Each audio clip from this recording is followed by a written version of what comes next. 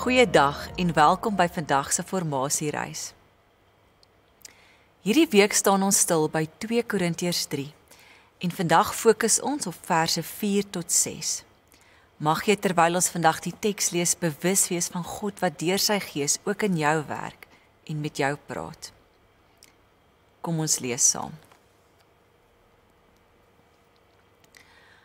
Ons sê dit omdat ons deur Christus ten volle op God vertrou.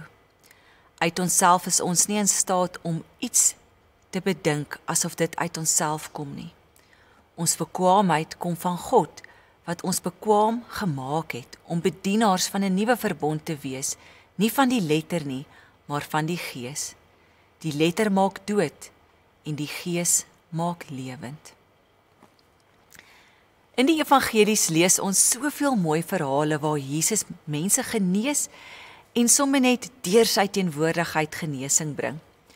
Ons lees verhale waar hy mense op die Sabbatdag genees, waar hy aan onrein mense vat en waar hy byvoorbeeld saam met sondaars eet. Nou al hierdie goed wat ek genoem het, was teen die wette van die Joodse godsdiens. Jy moes die Sabbatdag natuurlik heilig hou en dit het beteken dat jy ook nie iemand op die Sabbatdag mag genees nie.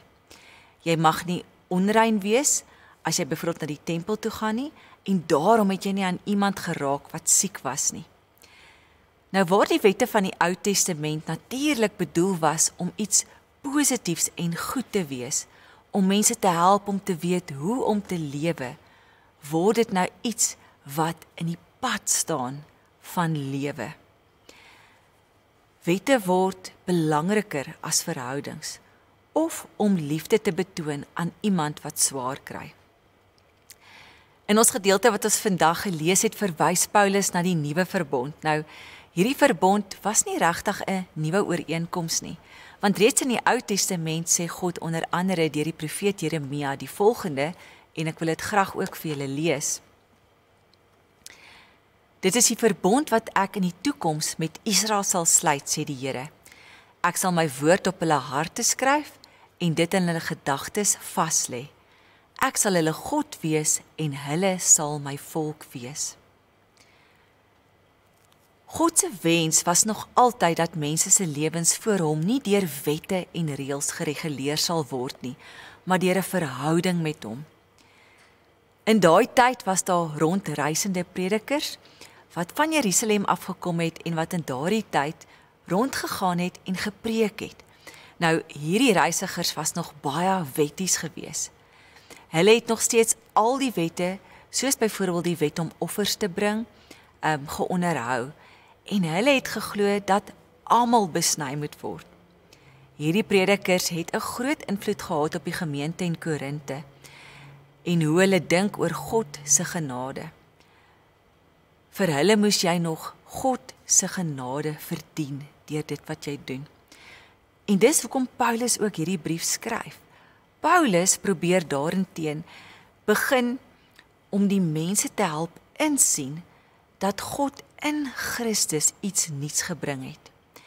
En hy wil die gemeente daaraan herinner dat God se fokus verskuif van onderhouding van die wet na 'n verhouding met hom. Nou in vers 6 sê Paulus, dit is God wat vir hom die vermoë gee om 'n bedienaar van die nuwe verbond te wees. Die nuwe verbond kom van God en dit gaan nie oor die letter van die wet nie, maar oor die Gees.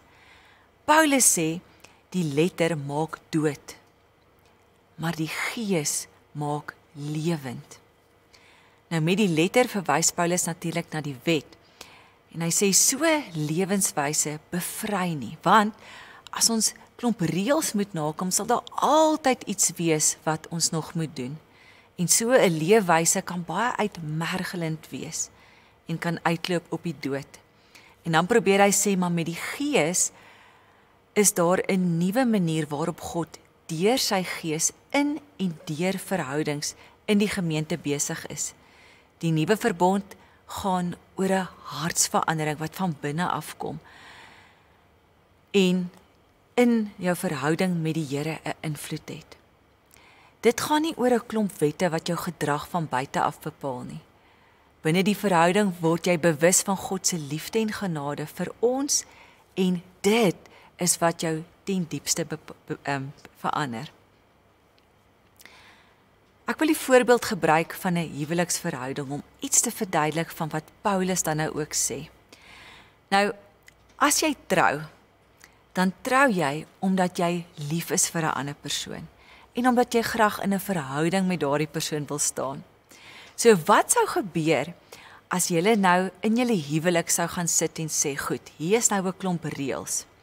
Dinge soos hoe laat elkeen by die huis moet wees, wat van 'n ander persoon verwag word wanneer iemand verjaar, wie moet byvoorbeeld koffie maak in die oggende ensovoorts.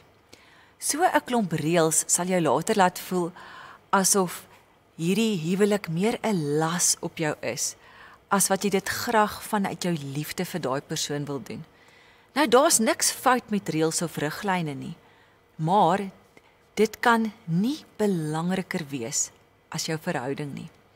'n Huwelik werk tog nie so nie. Die ideaal is dat jy die ander persoon se hart so goed ken, dat jy in die verhouding sekere goed sal doen of nie sal doen nie, net omdat jy weet dit is belangrik vir jou huweliksmaat en uit liefde en respek vir jou huweliksmaat. Jy gaan nie laat by die huis kom byvoorbeeld sonder om te laat weet waar jy is of hoekom jy laat is nie, want jy gee om vir die ander persoon. Die Heilige Gees maak dit vir ons moontlik om God te ken, om sy hart te ken. Jesus wat aarde toe gekom het, het vir ons ook kom wys hoe God se hart lyk en wat vir hom belangrik is. En daarom, hoe meer tyd jy saam met God spandeer, deur byvoorbeeld met hom te praat, deur sy woord te lees, deur te luister, hoe meer sal jy weet wat God se hart raak. So mag jy in jou verhouding met God jou hart verander, sodat jy elke dag volgens God se wil kan lewe. Kom ons bid saam. Here Jesus, baie dankie dat ons met U 'n verhouding kan staan, Here. U het U seun vir ons gestuur, om soos Johannes 1 sê, U hart vir ons te kom wys. Dankie ook dat U U Gees gestuur het, sodat ons U kan ken. Verander ons hart, Here, dat ons van binne af nuut sal word. Dankie dat ons deel kan wees van U nuwe verbond, waar ons die genade, liefde en verlossing as geskenk ontvang, sodat ons tot U eer kan lewe. Amen.